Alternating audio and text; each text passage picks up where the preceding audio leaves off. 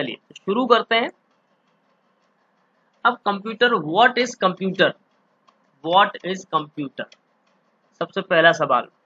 तो अभी मैं आपको बता दूं, कई लोगों को बस यही मालूम होता है कि ये जो डब्बा है, ये जो डब्बा है, इस डब्बे को ही लोग कंप्यूटर समझते हैं, इस डब्बे को लोग कंप्यूटर समझते हैं, जबकि ऐसा नहीं है।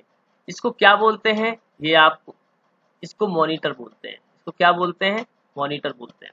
सो a computer is an electronic device that manipulates information और डेटा। कंप्यूटर एक इलेक्ट्रॉनिक डिवाइस है, ठीक है, जो कि क्या मैनिपुलेट करेगी, इंफॉर्मेशन को या डेटा को, ठीक है ना। It has the ability to store, retrieve and process data. इसके पास में ये कैपेबिलिटी है, इसके पास में ये कैपेबिलिटी है कि ये डेटा जो आप रखना चाहते हो उसको भी रख लेगा, आप उससे जब निकालना चाहोगे तो वो निकाल भी लेगा, यानी कि रिट्रीव भी कर सकता है और डेटा को प्रोसेस भी करके आपको स्क्रीन पर दिखा देगा, ठीक है। So you may already know that you can use a computer to type documents, send emails, play games and browse the web. तो आपको मालूम है कि कंप्यूटर्स में हम क्या क्या चीजें कर सकते हैं, क्या चीजें नहीं कर सकते हैं, आपको सब पता है, ठीक है। तो सबसे पहले तो मैं कंपोनेंट आपको जल्दी से एक बार बता देता हूं, वैसे तो सभी को पता ही है। ये देखिए, ये स्क्रीन है, ठीक है, ये सॉरी ये स्पीकर है, और ये छोटा सा ये है, ये इसको माइक्रोफोन बोलते हैं, ये माउस है, ये कीबोर्ड है, और ये स्पीकर है, और ये जो है वो सिस्टम यूनिट है, यानी कि सेंट्रल प्रोसेसिंग यूनिट, सीपीयू जिसको हम बोलते हैं, ठीक है, इसको सीपीयू बोलते हैं, ठीक है। सो इन सभी चीजों को मिलाने के पर ही हम इसको कंप्यूटर बोलते हैं, ठीक है ना, क्योंकि अलग अलग पार्ट का अलग अलग काम है, ठीक है। अब कंप्यूटर में आप क्या क्या चीजें कर सकते हैं, सबसे इम्पोर्टेंट बात, तो हम गेम्स भी खेल सकते हैं, हम ईमेल्स भी कर सकते हैं, हम डेटा को रख सकते हैं, एज अ रिकॉर्ड फॉर्म में रख सकते हैं। पहले के सिस्टम में हम फाइलें यूज करते थे, आज के सिस्टम में हम कंप्यूटर में सारा डेटा एक जगह पे रख लेते हैं। तो क्या बेनिफिट्स होंगे, वो हम इन सभी चीजों को आज आपसे डिस्कस करेंगे। तो अब कंप्यूटर पे हम ऑफिस वर्क जैसे करते हैं, जैसे कि पहले हम क्या करते थे कि अगर मान लीजिएगा हमें 10 कॉलम में अपनी जानकारी सेव करनी होती थी, तो हम क्या करते थे, एक रजिस्टर लेते थे और उस रजिस्टर में हम कुछ लाइंस खींच लेते थे और वहां पर अपनी जो भी जानकारी होती थी उसको रिकॉर्ड को रखते थे। लेकिन यहाँ पर हम क्या करते हैं, स्प्रेडशीट के माध्यम से वो सारी जानकारी, हमें जितने कॉलम चाहिए वो सारी चीजें, तो बहुत ही इजी हो गया है कंप्यूटर पे काम करना। और आज के समय में तो हर चीज कंप्यूटर पे ही की जाती है, तो एवरीथिंग कंप्यूटर पे की जाती है। अब चूंकि आप देख रहे हैं कि ये शायद ओल्ड जनरेशन जैसा कंप्यूटर आपको दिख रहा है इमेज के फॉर्म में, तो पहले, इससे पहले तो और भी बड़े बड़े हैवीएस्ट टाइप के कंप्यूटर यूज किए जाते थे, पर इसके बाद में उसका एक पर्सनल कंप्यूटर को डेवलप किया गया, जिसको हम डेस्कटॉप कंप्यूटर कहते हैं। और आज के फॉर्म में तो हम कहते हैं कि मोबाइल जो आपका स्मार्टफोन है वो कंप्यूटर ही है, राइट। और पहले के फॉर्म में कंप्यूटर्स का जो यूज हुआ करता था वो बहुत ही बड़े बड़े फॉर्म में हुआ करता था। वो हम सभी जब आपसे जनरेशन डिस्कस करेंगे तो हम आपसे डेप्थ में उस चीज के बारे में आपको बताएंगे, राइट। चलिए नेक्स्ट हम देखते हैं, तो कंप्यूटर की बेसिक इंफॉर्मेशन क्या है। का computer is an electronic device that manipulates information और data, right. It has the ability to store, retrieve and process data.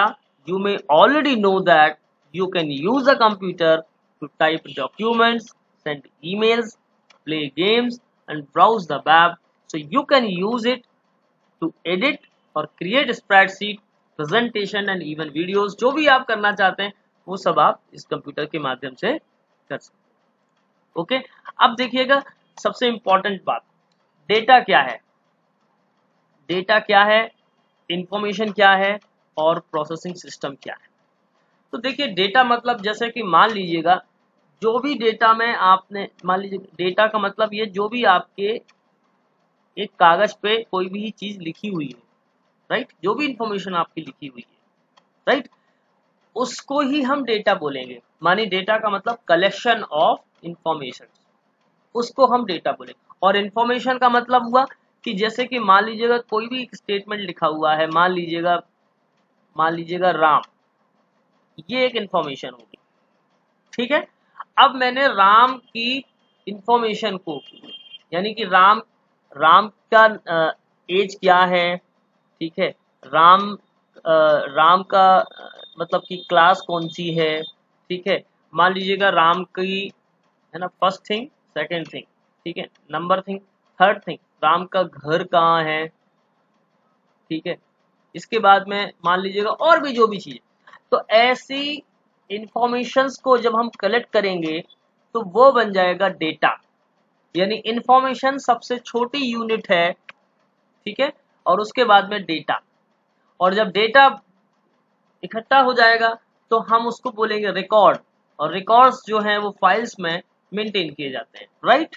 तो एक पर्सन का, इसलिए अब जो डेटा है, अब इस डेटा में हम क्या करते हैं, जैसे मान लो हम कंप्यूटर में अपना डेटा सेव करना चाहते हैं तो हम क्या करेंगे, इनपुट करेंगे। किसके माध्यम से करेंगे, कीबोर्ड और माउस जो भी हमारे पास है उसके माध्यम से हम इनपुट करेंगे। क्या करेंगे, इनपुट करेंगे। अब इनपुट करने के बाद में यहाँ पर हमारा जो प्रोसेसर लगा होगा, ये देखिए ये प्रोसेसिंग बॉक्स है, तो प्रोसेस होगा, क्या होगा, प्रोसेस होगा, और यहाँ पर हमको आउटपुट प्रोड्यूस करके दे देगा। क्या दे देगा, आउटपुट, आउटपुट के रूप में प्रोड्यूस करके दे देगा। सो बेसिकली हम क्या करते हैं, कंप्यूटर में तीन बेसिक इंपॉर्टेंट पार्ट है कि क्या होगा, इनपुट होगा, प्रोसेस होगा, और आउटपुट आएगा, ठीक। तो इनपुट करेंगे किसी भी डेटा को, इनपुट होने के बाद प्रोसेसिंग सिस्टम में जाकर के प्रोसेस होगा, और प्रोसेसिंग सिस्टम से जब आएगा स्क्रीन पर तो वो आपको आउटपुट दिखेगा। सो बेसिकली यही तीन जो कंपोनेंट हैं, जो इसके टास्क हैं, वो हम कह सकते हैं कि ये कंप्यूटर के द्वारा डन होता है, ठीक है। चलिए अब हम आगे देखते हैं। कंप्यूटर सिस्टम कॉन्सेप्ट्स का मतलब क्या है कि अ computer is a more than high powered collection of electronic devices performing a variety of information processing course, ठीक है। High powered collection of electronic device मतलब क्या है, कंप्यूटर के अंदर, computer is more than a high powered collection of, कई सारे इसमें इलेक्ट्रॉनिक डिवाइसेस और सर्किट्स लगे होते हैं। यानी कि जब हम बात करेंगे इंफॉर्मेशन प्रोसेसिंग कोर्स की बात, जैसे आज के समय में जो सीपीयू में प्रोसेसिंग कोर्स आ रहे हैं वो काफ़ी फास्ट हैं कि आपने डेटा इनपुट किया, तुरंत प्रोसेस होकर के आपको वो प्रोसेसिंग दिखती भी नहीं है कि वो प्रोसेसिंग कितनी समय में हुई। आई थिंक बहुत ही छोटी सी यूनिट के फॉर्म में होती है और आपको समझ में भी नहीं आता है कि प्रोसेसिंग हुई कब, ठीक है ना। So a computer is a system, an interrelated combination of components that performs the basic system function of unit, यानी कि input, processing, output, storage and control.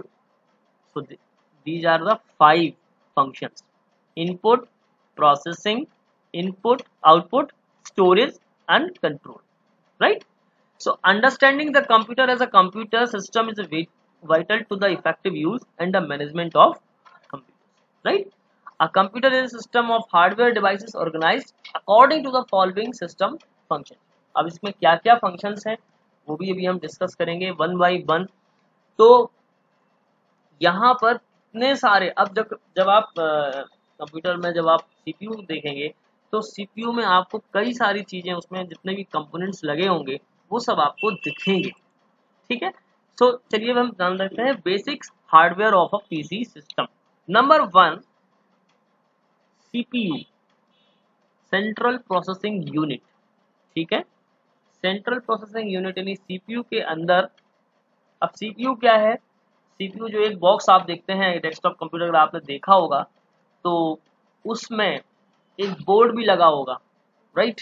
जिसको हम प्रोसेसर बोलते हैं, वहाँ पर एक फैन भी होगा, बहुत सारी चीज़ें होंगी, मैं आपको सब बताऊंगा डिटेल में जब हम CPU पढ़ेंगे, तो आपको सर्किट्स के बारे में भी बताऊंगा ताकि आप उसको डेप्थ में समझ पाएं। इसके बाद मेमोरी यूनिट में जैसे कि रैम है, रोम है, देखिए रैम है, रोम है, ये सब मेमोरी यूनिट में आती है। इनपुट डिवाइसेस क्या है? अब इनपुट डिवाइसेस में आपको मालूम है कि जैसे मान लीजिएगा कीबोर्ड हुआ, ठीक है, कीबोर्ड हुआ, माउस हुआ, है ना, ये इनपुट डिवाइसेस हैं, या स्कैनर हुआ, एक्सेट्रा, इनके बारे में भी हम आपको बताएंगे। इसके बाद आउटपुट डिवाइसेस क्या होती है सब आपको मालूम है, मैं तो बस जस्ट एक बार आपको रिव्यू करा रहा हूँ सारी चीज़ों को, और जो मैं बेसिक आपको बताना चाहूँगा वो जब हम और चीज़ें पढ़ेंगे तो और आपको डेप्थ में समझाएंगे। आउटपुट डिवाइसेस आई थिंक आप जानते ही हैं, मॉनिटर है, ठीक है, मॉनिटर, प्रिंटर, ठीक है, या स्पीकर्स, ठीक है, ये आउटपुट डिवाइसेस। इसके बाद सेकेंडरी स्टोरेज डिवाइसेस का मतलब ये हुआ कि जो इसको हम परमानेंट स्टोरेज भी बोलते हैं, इसको क्या बोलते हैं? परमानेंट, जहां पर इंफॉर्मेशन मिटती नहीं है, ठीक है, परमानेंट स्टोरेज डिवाइसेस। अब इसके अंदर क्या क्या चीजें आती हैं, जैसे कि आपने देखा होगा हार्ड डिस्क, ठीक है, हमारे कंप्यूटर में डेस्कटॉप पे लगी होती है, लैपटॉप में लगी होती है, या हम कई बार एक्सटर्नल हार्ड डिस्क का भी यूज करते हैं, तो हार्ड डिस्क। फिर आपने पेन ड्राइव सुना होगा, फ्लॉपी, ठीक है, CD, DVD, ठीक है, और हम बात करें मेमोरी कार्ड, आपने देखा होगा एक मेमोरी कार्ड भी होता है, राइट। तो ये जो हैं स्टोरेज डिवाइसेस हैं वो सेकेंडरी स्टोरेज डिवाइसेस में आते हैं, ठीक है। और अब हम एक एक फंक्शनैलिटी को आपसे डिस्कस करेंगे। तो सबसे पहले हम आपसे CPU यानी सेंट्रल प्रोसेसिंग यूनिट के बारे में डिस्कस करेंगे। The central processing unit is the most important hardware component of a computer system. तो देखिए जो CPU है वो कंप्यूटर में सबसे इम्पोर्टेंट पार्ट है, मोस्ट इम्पोर्टेंट पार्ट है, मोस्ट इम्पोर्टेंट, क्योंकि बिना इसके कुछ भी नहीं हो सकता। और जो सिस्टम आपका, जो आप कंप्यूटर्स में जो सिस्टम आप कंपोनेंट्स हैं, विदाउट कंपोनेंट्स तो आप कोई भी काम नहीं कर पाएंगे, जो इसके मेन पार्ट है। So it is also known as the CPU, the central processor or instruction processor and the main microprocessor in a microcomputer conceptually। मतलब इसमें क्या होता है कि जो सेंट्रल प्रोसेसिंग यूनिट का मतलब एक प्रोसेसर होगा, और उस प्रोसेसर में सर्किट्स होते हैं। तो जब भी आपने कोई भी इंफॉर्मेशन या डेटा आपने इनपुट किया तो वो सबसे पहले कहाँ जाएगा? CPU में, जो प्रोसेसिंग में जाएगा। जब प्रोसेसिंग में जाएगा तो वो सबसे पहले जाएगा, प्रोसेस करेगा उस डेटा को, और प्रोसेस करने के बाद में रिटर्न करेगा।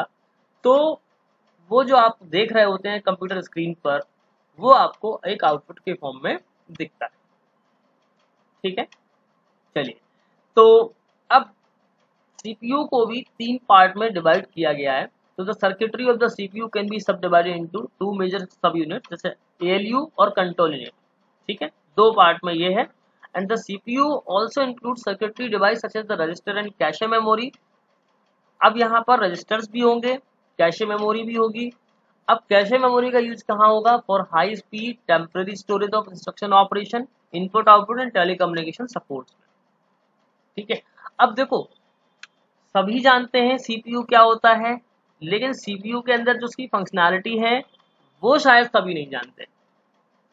वो तभी आप जानेंगे जब इसको आप पढ़ेंगे और समझेंगे कि कैसे प्रोसेस होती है, ठीक है।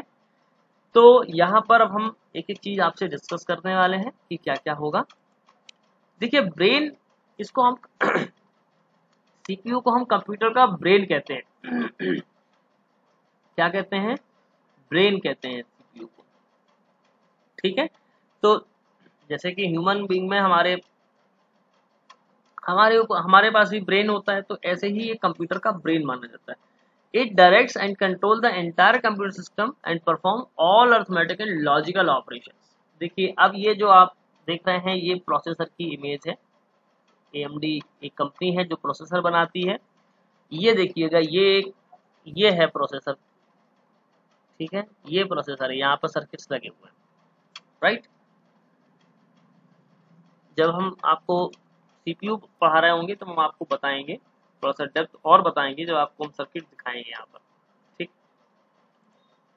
अब देखिए सेंट्रल प्रोसेसिंग यूनिट में सबसे पहले ये कंट्रोल यूनिट है, और यहाँ पर इसके बाद ये प्राइमरी स्टोरेज, ALU और रजिस्टर, ठीक है। आपने कोई भी डेटा को इनपुट किया, कोई भी डेटा आपने इनपुट किया तो कहाँ गया, प्राइमरी स्टोरेज में गया। प्राइमरी स्टोरेज से प्रोसेस होकर के यहाँ पर आया, आउटपुट डेटा के रूप में आया। और प्राइमरी स्टोरेज से ही अगर हम डेटा को चाहें तो सेव कर सकते हैं। अब प्राइमरी स्टोरेज में आता है रैम, रोम, ठीक है। तो रैम मतलब होती है रैंडम एक्सेस मेमोरी,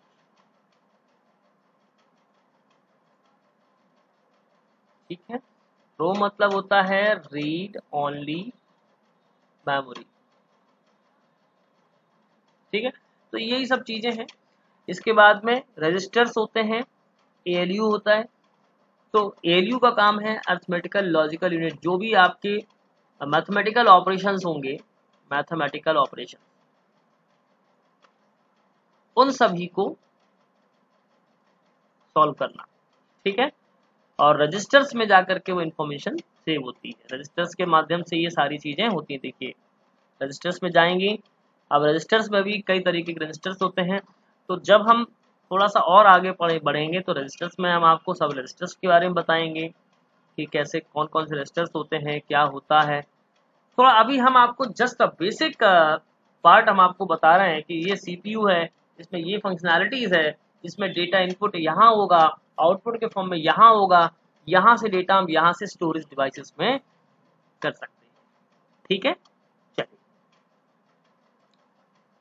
तो अब मेमोरी यूनिट के बारे में हम आपको बता ही देते हैं। तो मेमोरी यूनिट में देखिएगा एक होती है रोम और एक होती है रैम।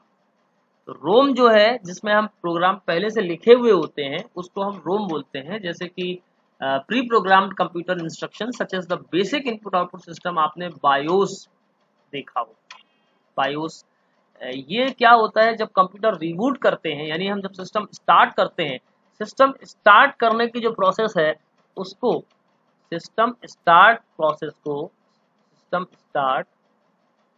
प्रोसेस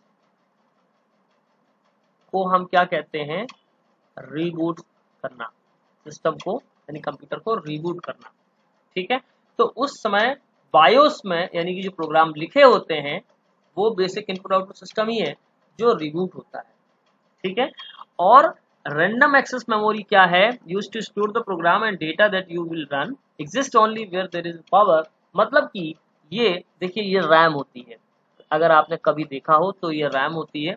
रैम में सबसे पहले कोई भी चीज सेकेंडरी डिवाइसेस से यानी कि स्टोरेज डिवाइसेस से सबसे पहले कोई भी प्रोग्राम रैम में ही आएगा, और रैम में आएगा। रैम का स्टोरेज में मतलब तब तक रहेगा अस्तित्व जब तक कि आपने कंप्यूटर को ऑन करके रखा है। अगर आप एक बार कंप्यूटर को शट डाउन कर देंगे तो रैम में जो अभी आपने लिखा हुआ है वो सब डिलीट हो जाएगा, ठीक है। तो रैम जो है सिर्फ टेम्पररी स्टोरेज के लिए है कि अगर आपको कुछ देर, जितनी देर आप काम कर रहे हैं उतनी देर के लिए आपको उस फंक्शनैलिटी काम करते हुए दिखेगी, अदरवाइज रैम खत्म। तो परमानेंट स्टोरेज के लिए आपको सेकेंडरी स्टोरेज का इस्तेमाल करना पड़ेगा। और जब भी आप कंप्यूटर स्टार्ट करते हैं तो रिबूट होता है, बेसिक इनपुट आउटपुट सिस्टम जो उसमें रोम में प्रोग्राम्स आपके लिखे हुए हैं वो लोड होगा, और कहाँ पर आएंगे, सब रैम में प्रोग्राम आते हैं जब हम स्टार्ट करते हैं सारी चीजें, या कोई भी फंक्शनैलिटी जो रैम में, जो भी हम जैसे कोई भी सॉफ्टवेयर हम चलाते हैं तो सबसे पहले कहाँ आएगा, रैम में ही आएगा, ठीक है। तो रैम जो है रैंडम एक्सेस मेमोरी है, इसका अस्तित्व भी तब तक है, इसका एग्जिस्टेंस भी तब तक है जब तक कि हमारा वो प्रोग्राम चल रहा है, ठीक है, आई होप कि यहाँ तक मैंने आपसे अभी डिस्कस किया है। आगे की वीडियो में मैं आपको इनपुट डिवाइसेस, इनपुट और आउटपुट और सेकेंडरी स्टोरेज और जो भी आगे का कंटेंट है वो मैं आपसे डिस्कस करूँगा। ठीक है, थैंक यू।